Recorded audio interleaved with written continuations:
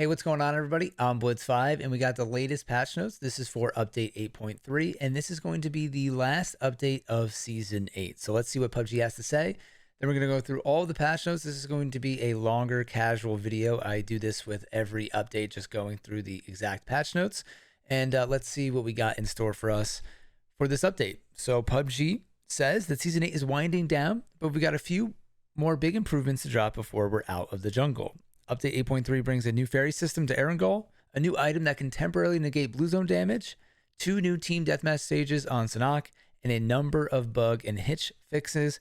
We've even, at last, added destructible haystacks to Miramar, which I've been waiting for forever. There was a time where I just constantly kept running into these things because I forgot that it wasn't updated and Erangel was. And honestly, I didn't think this was coming because we have a Miramar remaster coming sometime next year. So I thought maybe they were just leaving Miramar alone, but at last they did update that. So it's nice and can't wait to drive through those on Miramar. So the first big part of the update here is the Erangel ferries. So this is part of the dock update, which we saw in update 8.2. And honestly, I wasn't sure if we were going to see the ferries come in Season 8. I was kind of surprised that they staggered this approach, but it is nice to just see a steady flow of new content coming into PUBG. And I actually hopped on to the PTS to try this out. And the ferries are actually pretty awesome, better than I expected, and they move really, really fast. So right now there's 4 dock locations that are around the map, and there's going to be a ferry line between basically Ferry Pier and the bottom of Military Base. And then we have one at the southern part of Erangel that goes to Novo. And then there's going to be 2 boats that are constantly going back and forth from each location. When the ferry stops at each pier, it's going to wait for around 20 seconds, and then it will blow its horn 7 seconds before it leaves. Pretty noticeable when it's about to go. And then what's actually pretty cool is you'll actually cross the other ferry when you're on the water, and I could foresee some pretty interesting battles from ferry to ferry, or even maybe from the bridge to the ferry. It seems like this is going to add a great dynamic to the game. And as of right now, this is only going to be in the regular game mode. It will not be in esports mode or either in ranked. And all this information is here. I actually kind of went through it just off the top of my head. But this is a great addition to me that I saw on Reddit a long time ago. And stuff like this, to me, is just great in the game and provides more fun. It's kind of like the train on Vikendi. So really happy to see this. And then we have a new item, which I've not yet tested in game. And this is the Jammer Pack. And this probably has to be one of the most controversial items coming into PUBG. The only other item that I've questioned was the decoy nade, and that was put in pretty well. It's only on Sanhok, but it's actually going to be added onto another map.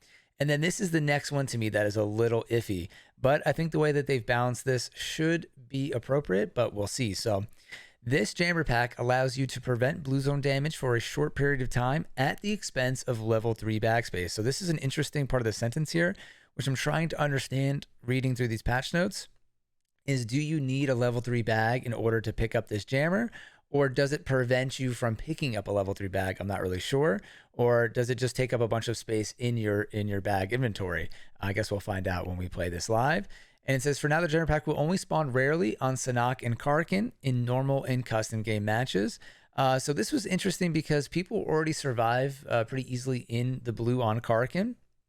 In fact, a lot of players complain about that. I think it's a pretty fun part of the game that you can actually survive in the blue because it adds a different dynamic to the match. I know people don't like it, but I think it's fun on Karkin because it's already pretty chaotic.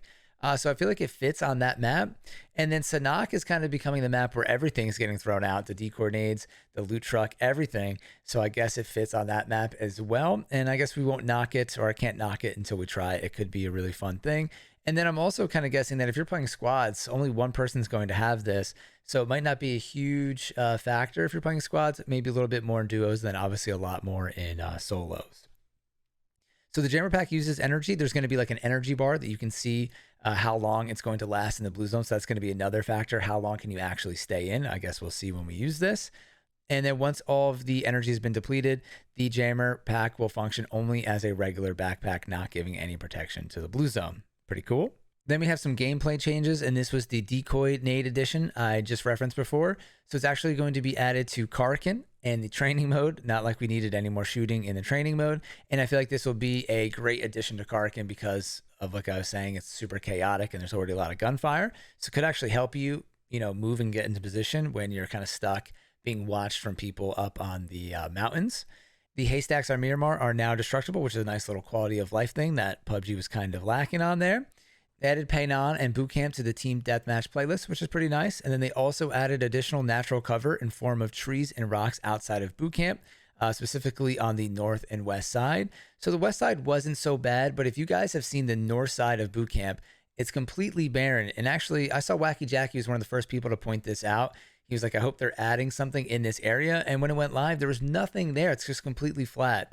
So I don't know how that made it into the final version of the game or what was the design point of that area. But it's nice that they've added some stuff there. And I guess I'm excited to see what they did.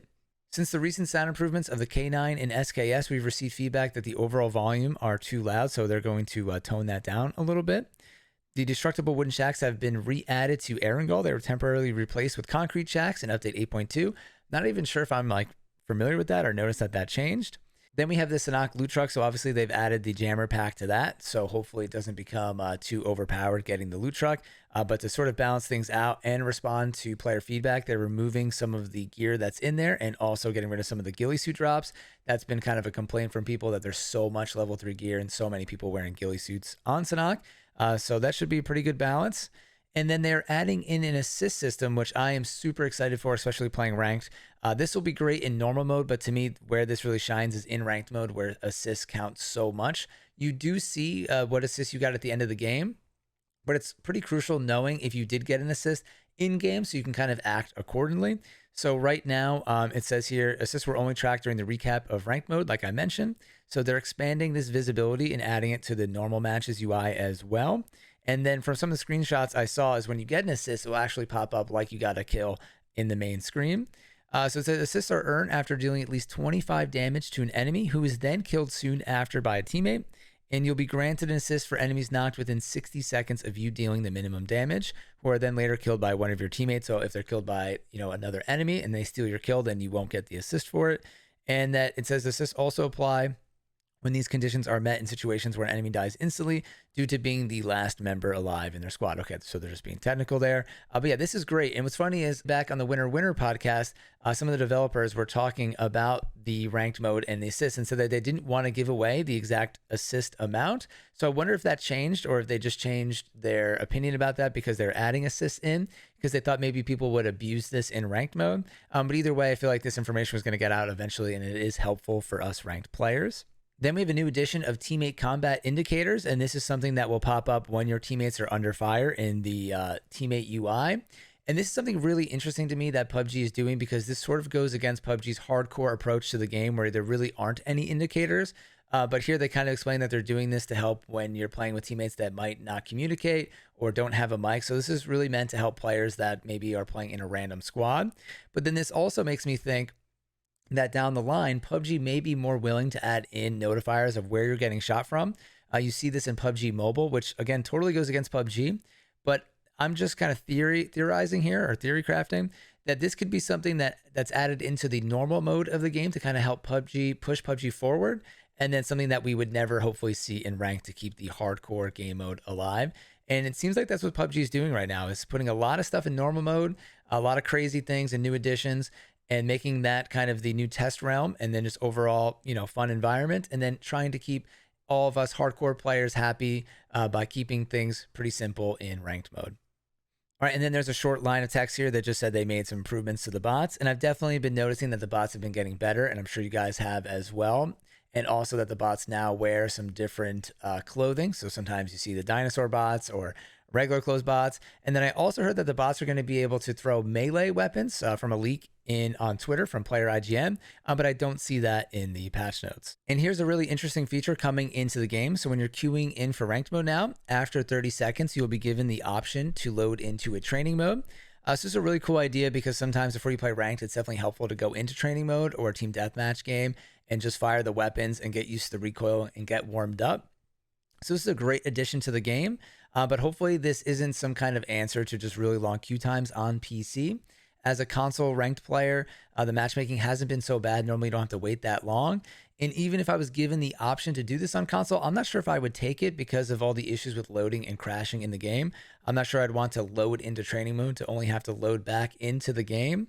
There's a lot of stuttering and hitching going on. at the beginning of the ranked matches for us console players. So maybe we won't even see this on console, but either way, this is a great idea for PUBG to implement down the line.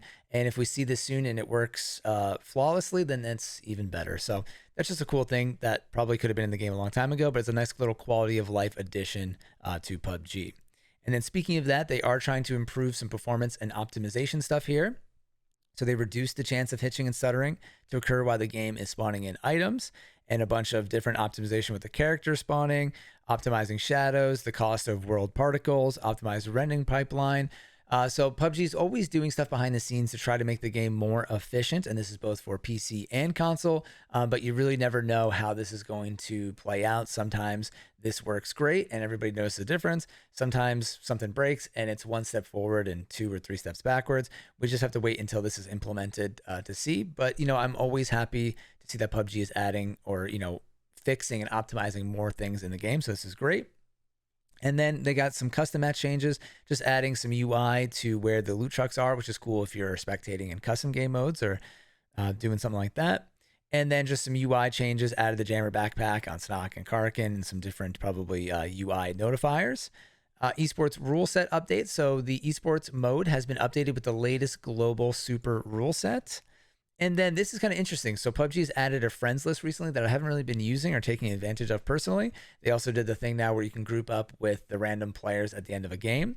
And then here they're trying to change that into kind of a social screen, which I think is really cool, where you can see a bunch of your recent players that you've run into, which I like because that makes the PUBG ID system more valuable. You can see like, okay, this guy's level 500 and this is what he's got as his ID badge, or how his character is positioned or whatever, which isn't, that big of a deal. But if they're going to have that stuff in the game, you should be able to display it. And then also it's nice to see the last few people that you ran into, because sometimes I go back when I'm streaming just to see like, oh, what was that guy's name? Do I recognize that guy? So I like that they'll have the recent players. They've already added in the recent matches, and all this stuff again is just quality of life that probably should have been in the game a long time ago, but it's better now, better late than never, I guess, approach. And this is stuff I think is pretty cool. And then just some UI and UX fixes and a new store interface. The new skins, if you guys haven't seen them, are going to be so awesome. They're actually not on the PTS from what I saw. They usually don't come into the game until the full update. But these skins are awesome. A lot of Halloween stuff in here. And then it looks like the old Halloween skins from 2018 are also making a comeback. But there's definitely going to be probably the most things that I'm interested in buying ever in one update in this patch. So I definitely got to save up some money for that.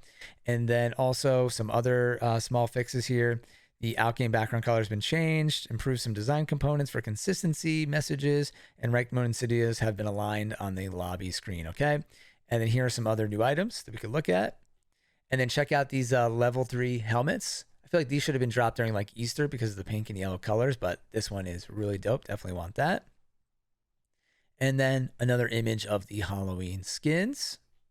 And I feel like that should probably take us to the end of the update, and then we can end on the bug fixes. So I'm not going to read all of these here, but obviously PUBG is doing their best to fix all the bugs with every update and make the game more optimized. And then usually they sneak in some stuff behind the scenes too as well. I feel like for console, they're always trying to make the movement and stuff just a little bit better. Maybe they've stopped at a certain point, but I feel like they're always trying to just make that stuff a little bit better every single time.